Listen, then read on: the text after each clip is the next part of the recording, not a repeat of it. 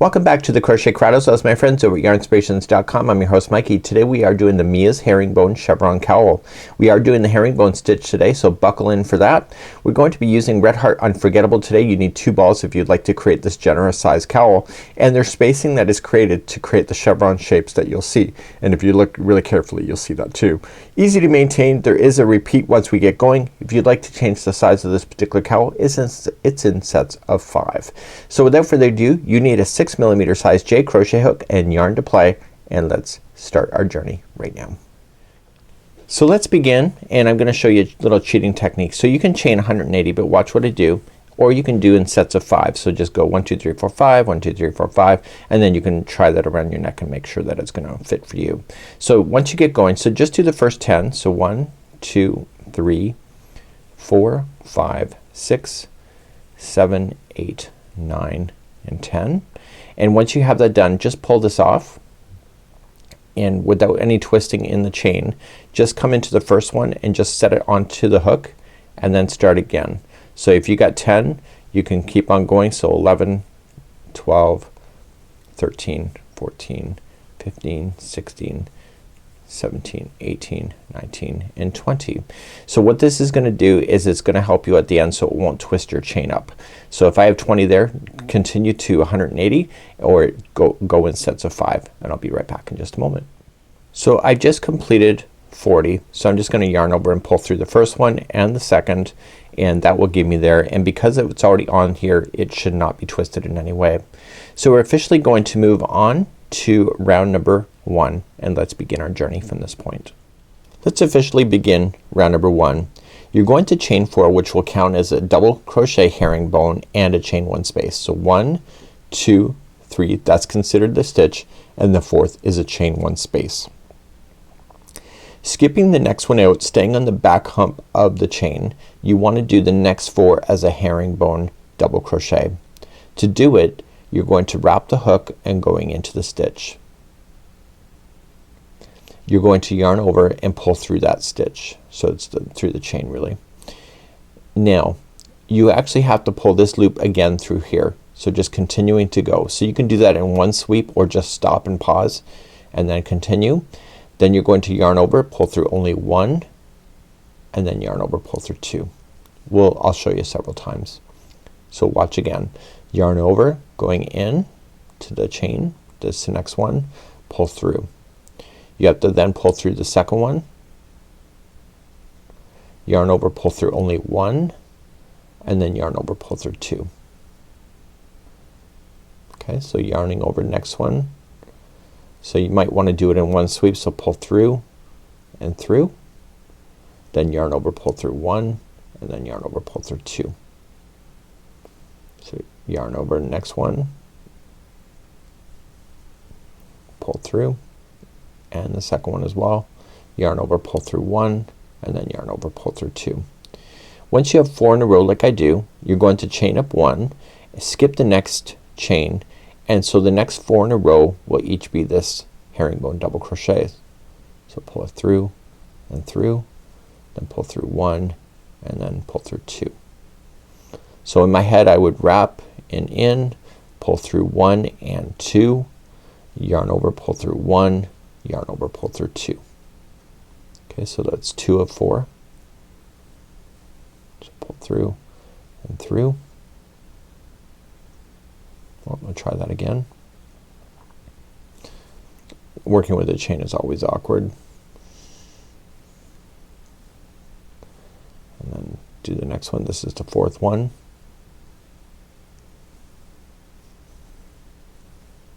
And then chain up 1, skip 1, and do the next 4, and then chain 1, skip 1, and do that all the way around. So when you get all the way back around, make sure that this thing is actually balanced, and I'll see you there in just a moment. So continue that same motion going all the way around please, and I'll see you at the end of this. I'm gonna show you a little cheating technique. It appears that I have 2 stitches left, which I think I do actually.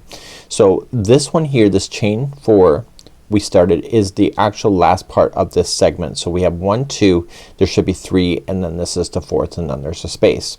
So what I would do in this case, and I was gonna do it without telling you, but I might as well show you. So I'm gonna wrap the hook and I'm gonna go in, and I'm going to rotate around and grab the second one at the same time. Okay, so I'm just gonna go in. So I've yarned over and I'm rotating there and grabbing both at the same time. And then I'm gonna yarn over, pull through both of those. And this is the herringbone, so then I have to pull through that one. Yarn over, pull through one, and then pull through two. And that will pull those two together as one, and you're going to attach it to the third chain up of the first four.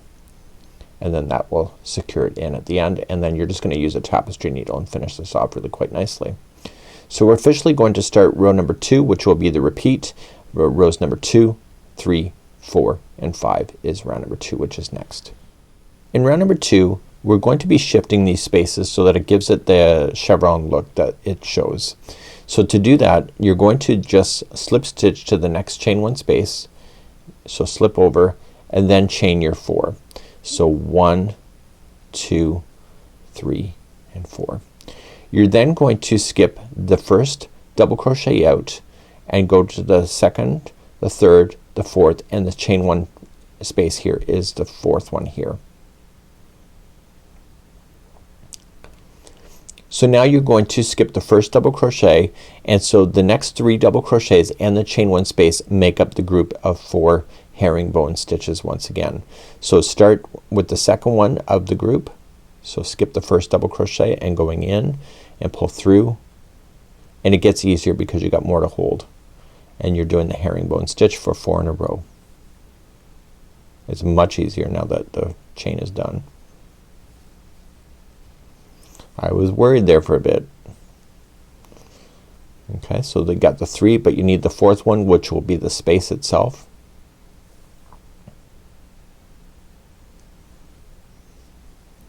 And then chain 1 and then skip the first double crochet of the next group and go to the second and begin again. And what this is doing is it's shifting those spacing to give it the chevron look that you need.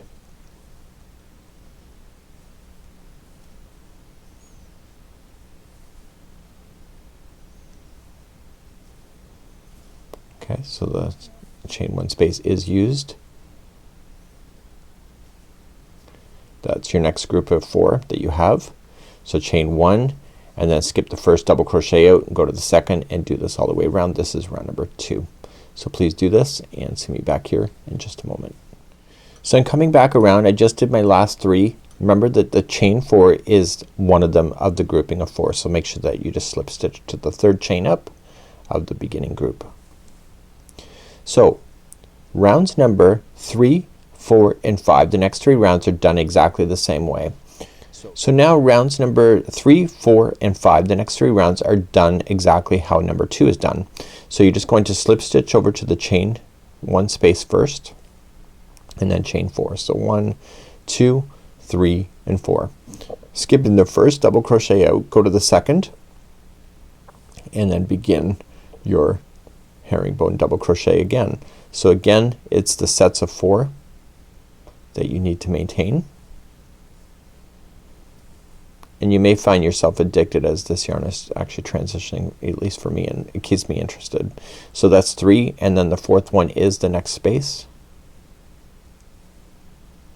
and then chain 1, skip 1, which is the first double crochet, and then use the next 3 plus the next space as your next group of 4. So I want you to do rounds number 3, 4, and 5, so 3 more rounds to be able to do that, and then I will see you on round number 6 where we'll change the equation one more time. So now rounds 3, 4, and 5 are done. So it's just a matter of repeating, and you can see the chevrons happening. Now we're going to start round number 6, and we have to slip stitch ourselves to the first chain 1 space like we had been before, and we're going to chain a total of 4 like we had been before as well. So 1, 2, 3, 4. Now we have to turn. So we're going to turn the work and then start this way. Okay, so we've now turned, and now we're going to go in the opposite direction, and this is going to turn the chevron around. So now you're going to skip the first one out like you had been before, and so you'll use the next 3 plus the next space as your next group of 4s for your herringbone double crochet.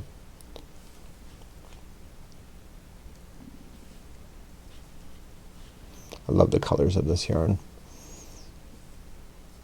Okay, so the space is then the fourth one. So then chain one, skip the first double crochet of the next grouping of 4, and then just go into the second one and do that all the way around. So this is round number 6, and then we'll continue to talk then as we then go around and around. So let's finish round number 6 just how you already would know how to do it from before. So I will see you at the end of this round. So I'm coming up to the end of round number 6, and I'm just going to join it to the 4th chain of the beginning chain 4. Now rounds number 7, 8, 9, 10, and 11 is repeating rounds number 3, 4, 5, and 6. Okay, and because we've already turned it, we're going to continue to go in the same motion, and what this is doing is it's putting the spaces back in so that the spaces have come out, and then you'll see that it will come in the other way.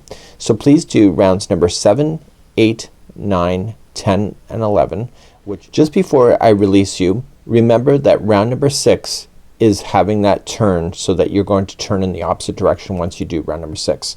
So when you repeat rounds number 3, 4, 5, remember that the 6th one gets a turn, and then you restart, and that will change the chevron direction once again. So please now do 3, 4, 5, and 6. So I'm just coming around, and this is the 3rd round. This is the end of the one repeat section. Just go to the 3rd chain up and attach. So now you can see that the chevron has changed locations, so you see that you have that idea. So the next 4 rounds, number 12 through 15, is going to be repeating round number 2. And if you know in round number 2, see how it's slanting this way? So this will slant then this way going off. So it's something that you already know. So it's a really easy pattern, to be honest with you. So you just slip stitch, you know, you chain your 4, skip the first one out, and then herringbone the next 3 plus the space, and then chain 1, create and skip the first one, and then etc., and keep doing that all the way around. So essentially your chevron is going to go up and down and then up, and then you're going to be ready to fasten off. So let's just demonstrate how to fasten off once you get there, because you pretty much know what to do at this point, hopefully. And all you just need to do is just trim your yarn and throw it through a tapestry needle. Now because this is a roving kind of based yarn, you're going to want to do that versus just weaving it in with the hook. So turning it to favor the same color, so you can see this is the same color. So I'm just going to go in the stitch work and just stay up underneath the end. Okay, you just want to stay underneath the stitches and pull through once, go through a slightly different path, back in the opposite direction. This is number 2, and then finally 3rd time is a charm, 3 times. So I already fastened off the original one that I did, and you'll want to do this because you need 2 balls of yarn because it's going to be a generous size, and this is what it looks like. So this is just a portion of it, so you'll have the wave going up, over, and then back up once again. So this is how you do Mia's herringbone chevron cowl. It's got a bit of stretch to it, so I think it'd be really quite lovely, and with the transitioning colors that this yarn does, I think you can have a great time too. So that's it for today. Have a good one. We hope to see you again real soon. Bye bye.